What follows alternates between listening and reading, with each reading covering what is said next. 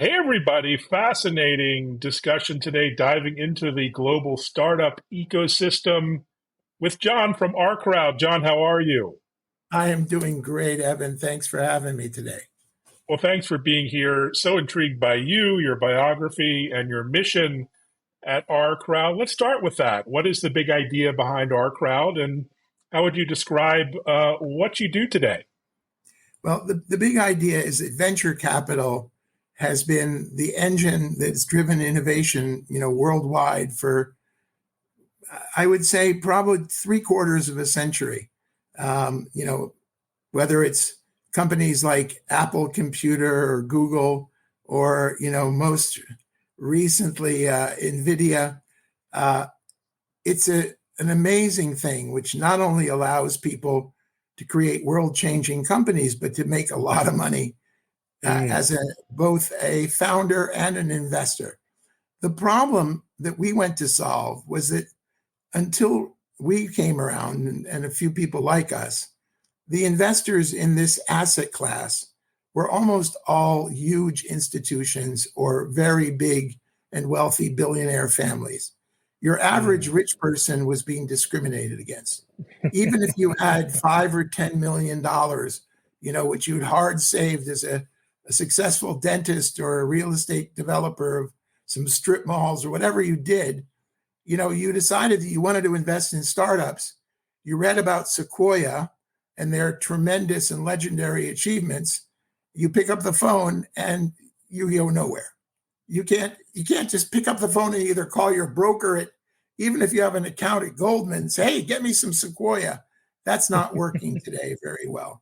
So the reality is that we set up OurCrowd so that literally millions and millions of people can have access to both quality venture capital funds, which are distributed in diversified portfolios, as well as actually picking their individual deals. Companies that really resonate with their value system or their interests. And then you can put a piece of your assets into this exciting class. We do all the curation and the management of these investments. And so 10 years into this, we're managing about $2.5 billion of assets.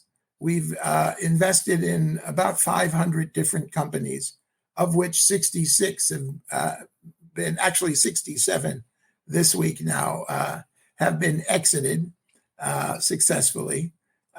We have about 60 different funds that people can choose from. And we're a global crowd, right? We have about 250,000 investors from all over the world. They're what are called accredited investors. These are Mhm. people who meet criteria according to the SEC with like $1 million of assets in America. Would you believe, by the way, there are 20 million accredited households in America? To tell Wow. you, No, which no is idea. something should be celebrated in terms of America's success.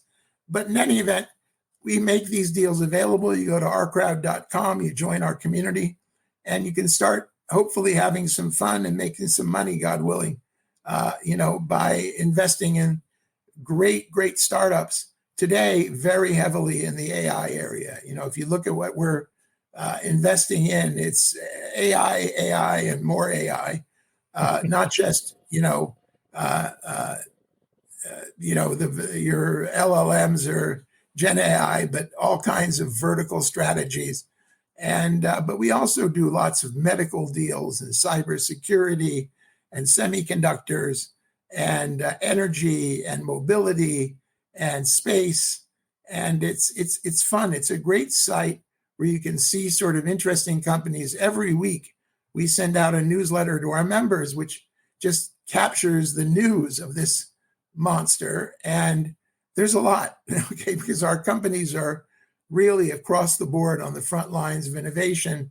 I'm based here in Jerusalem, Israel, which is the heart, or one of the hearts of Startup Nation.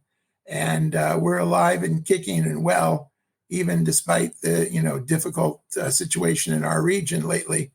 But it's been a wonderful period. And the next 10 years of OurCrowd, I think, are going to be much better yet.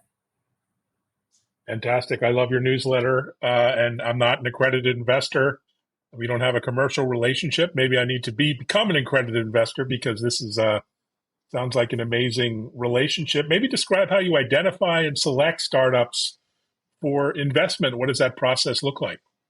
Well, see, in the venture world, there really is no good information source, right? It's not like these are public companies that have disclosure where you can, start looking at their sales growth and their margins, because that's, the government makes sure that all those companies publish.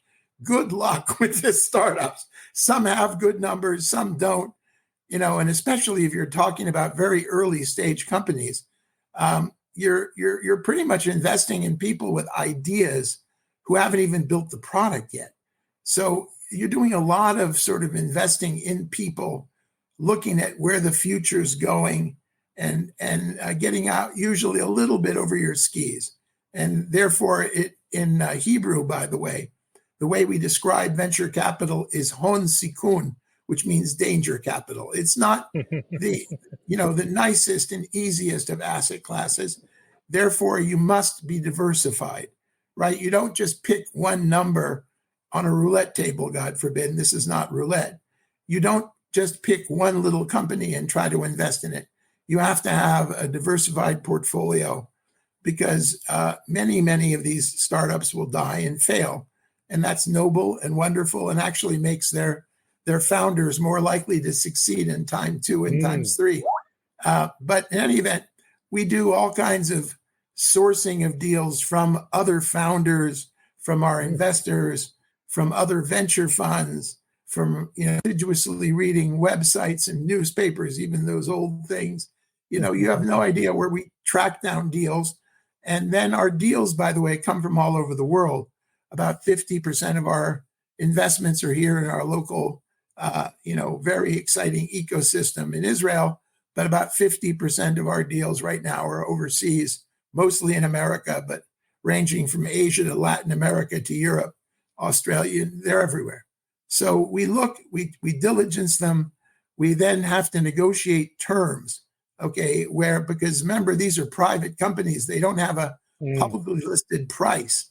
So you have to, agree upon what their value is and how much money you're investing and what other terms there are. And this gets to be tricky because there are things such as preferred stock and anti-dilution protection.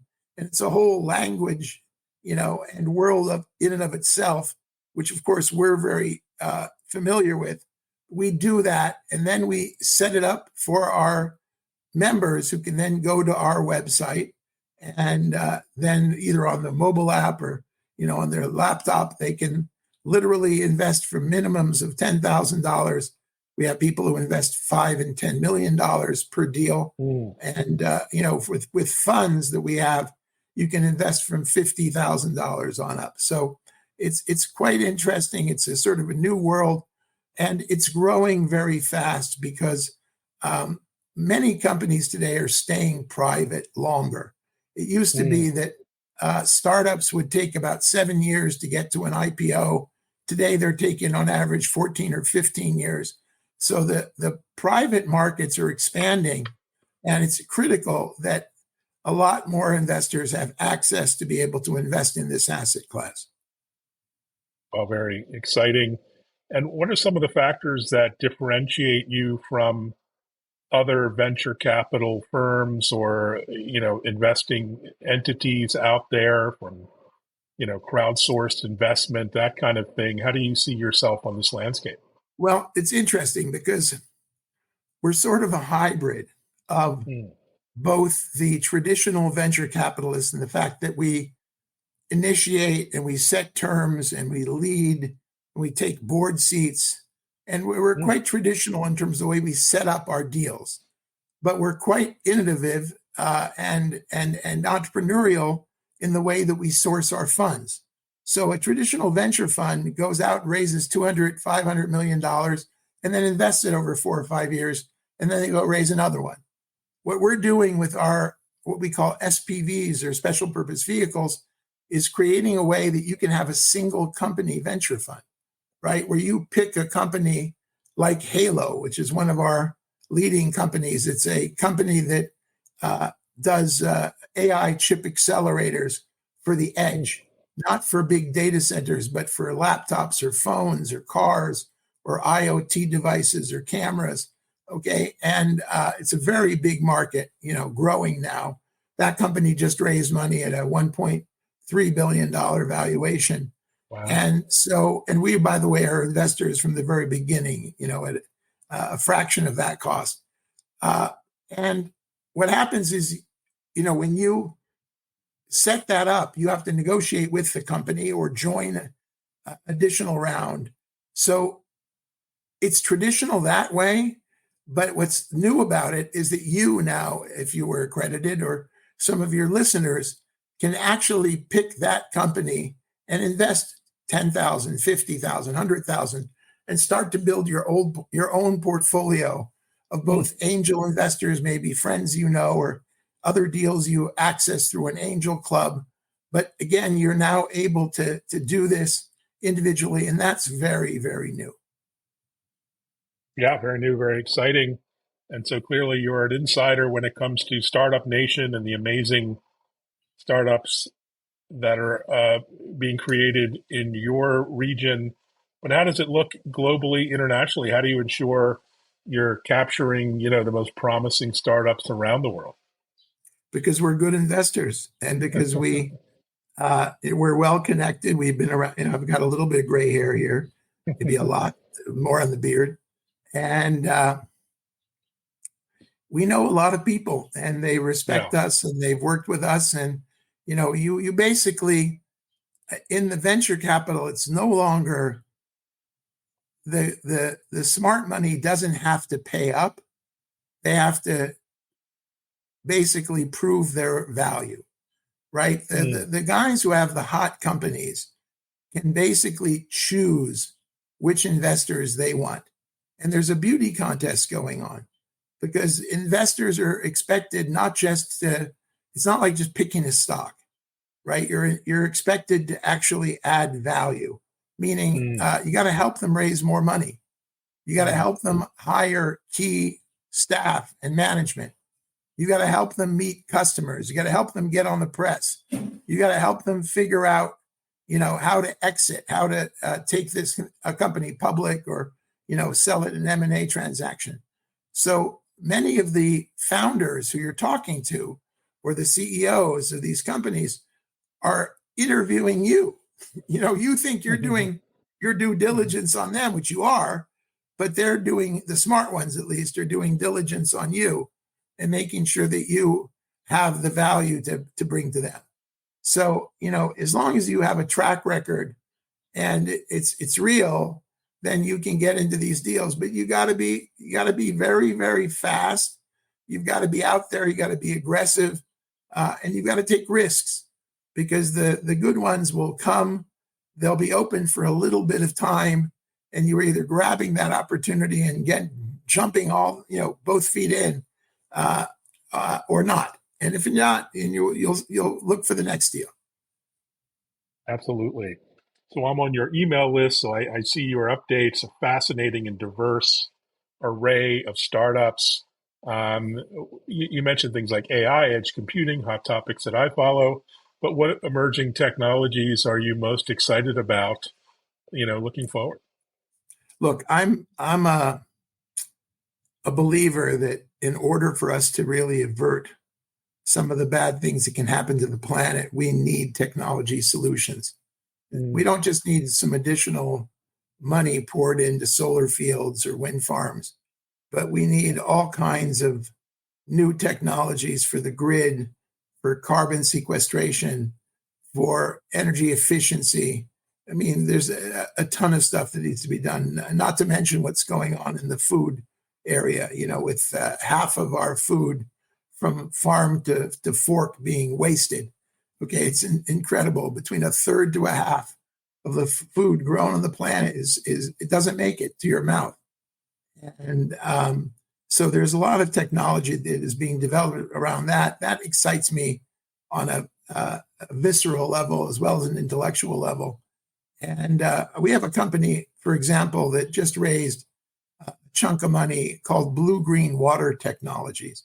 And what these guys do is they attack toxic algal bloom, which is this scum that sits on lakes and makes them smell and poisonous, kills the aquatic life. You can't drink the water.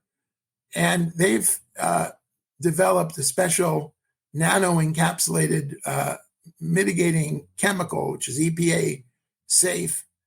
And it sits and floats on a lake, and it literally attacks the algae where it is and causes it to commit suicide. Now, it turns out that this now fixes these lakes, which is a great thing. But guess what? This algae is responsible for about 7 or 8% of global greenhouse gas emissions because it's emitting methane, which is maybe 20 times worse than regular old carbon dioxide. So by attacking this algae and killing it, you sink this methane into the bed, the ground of the lake. And guess what? You now get carbon credits. And so they've just done their first reservoir where they got, literally $1 million worth of carbon credits plus for a single lake. So here you have something which is going to clean up the world's waterways and clean up the air by getting rid of the methane. I mean, you don't get better than that, right? In other words, that's the kind of company where I believe the economic opportunity for blue-green water technology is huge and significant, but just both the bragging rights, whether it's on your golf course or, in your handball court, or just the fact that you go home at night and say, what did I do today? Well, I invested in a company that's cleaning up the world's water and trying to deal with global warming in a serious and innovative way. That's good. Wonderful mission. Wow, what a great story. And speaking of stories, you mentioned all of your exits. Congratulations on that. And care to call any favorite children out in terms of startups that have benefited from your support and network and investment? Any names come to mind? Look, lots. We were early investors before the IPO in a company called Beyond Meat, which had a tremendous, run to the moon in terms of their stock price. We got off close to the moon, and it's come back down to earth lately. But what a great story that is in terms of how an incredible alternative meat, company became worth $10 billion at its peak. We've invested in a company called Rewalk, which provides an exoskeleton for paraplegics who can walk again. They had a tremendous IPO. We made money and exited for our people there. And again, I feel that's really a double bottom line, both making money and doing good. We were investors in Lemonade, which is a company using AI to do next generation insurance. And that company also peaked at near $10 billion. And we got out about that time as well. And we were early private investors there with Daniel Schreiber and his fine team. It's an excellent company. And many, many more, right? We just this week, we had an exit in a company called InnoValve, which makes a transmitral catheter deployed valve replacement that is non-invasive relatively, comes in through the femoral artery. And this was just bought by Edwards. And we made about 9 times our money in about 4 years on that investment. So our investors did. So we're very happy, for that transaction. And we're, always look, right now we're big on quantum computing. We believe that quantum is going to be a big thing, and we've got a bunch of great companies in that area. We are obviously from Cybersecurity Central. You've probably been watching the news about, is Google buying Wiz for $23 billion? Yes or no? 2 days ago, yes. Today, who knows? Okay. But it's, Israel is very, very strong in this area of cybersecurity, and we've got a great portfolio of a few dozen companies. We're doing great work there, including a company called BioCatch, who basically can identify who you are by how you hold and touch your phone. Would you believe that Wow. everybody has a unique signature? Okay, literally. And this company is now being used by over 200 of the world's leading banks, and is an amazing company that's preventing fraud and identity theft from stealing our money, and is doing very, very well. Was just a majority was just acquired by a private equity group. Value was over $1 billion. And again, we were early stage investors in that company called BioCatch. And we go on and on and on. I mean, I like what's going on in the automotive and mobility space. We have a company called C2A, which we helped incubate. It was co-founded by someone who was one of the co-founders of NDS, which was sold back in the day to News Corp for, actually Cisco bought it for about $5 billion. It was bought by News Corp earlier.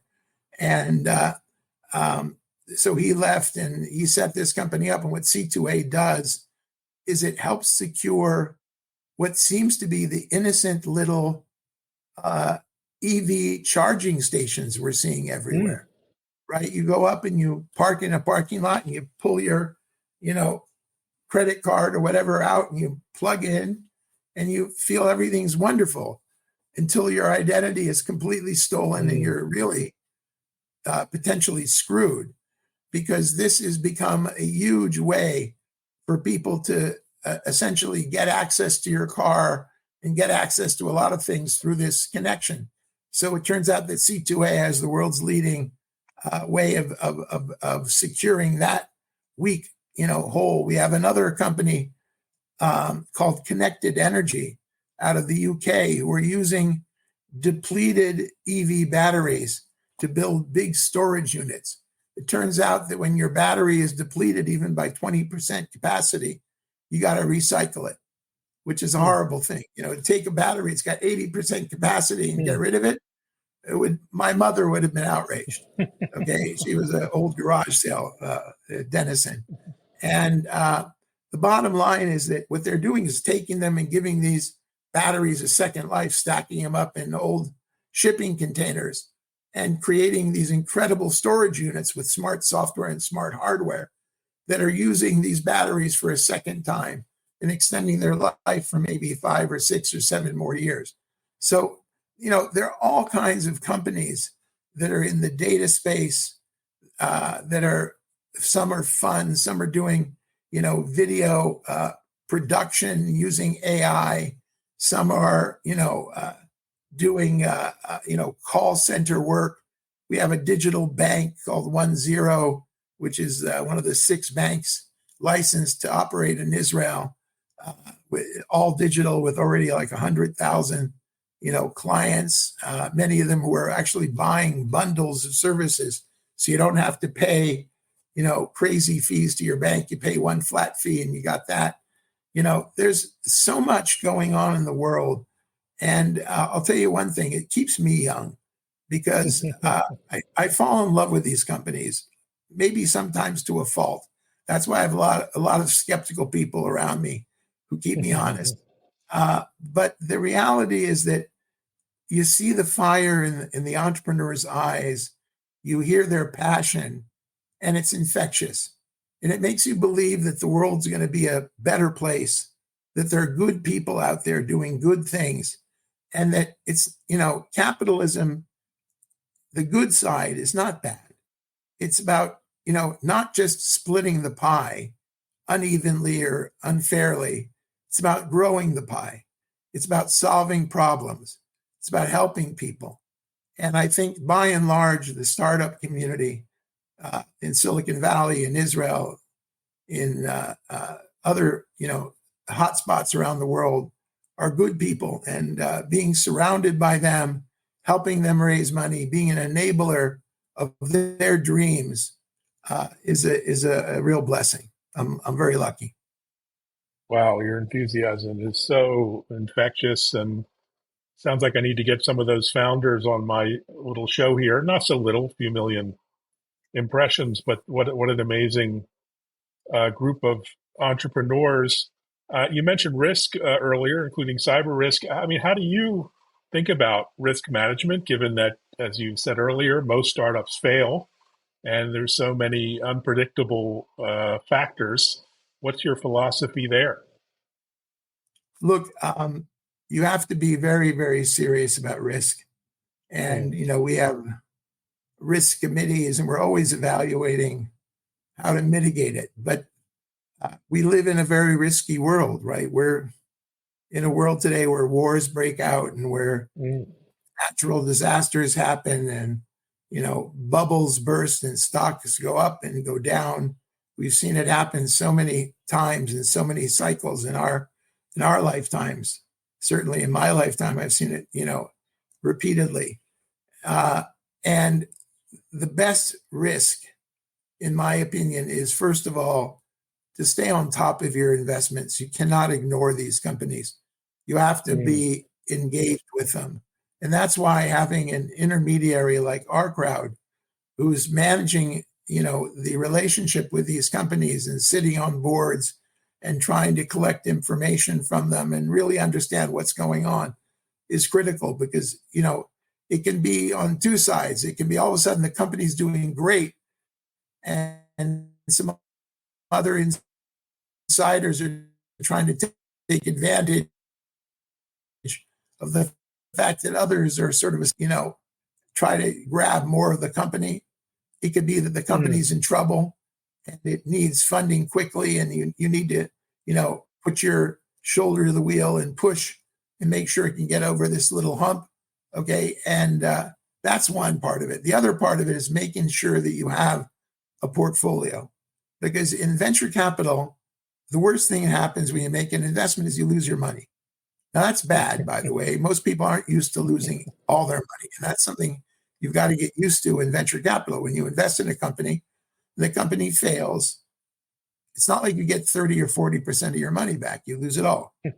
But if you have a portfolio where you've taken your $100,000 and you've split it into 10 bites of 10,000, then yeah, you might lose a few of them, probably will.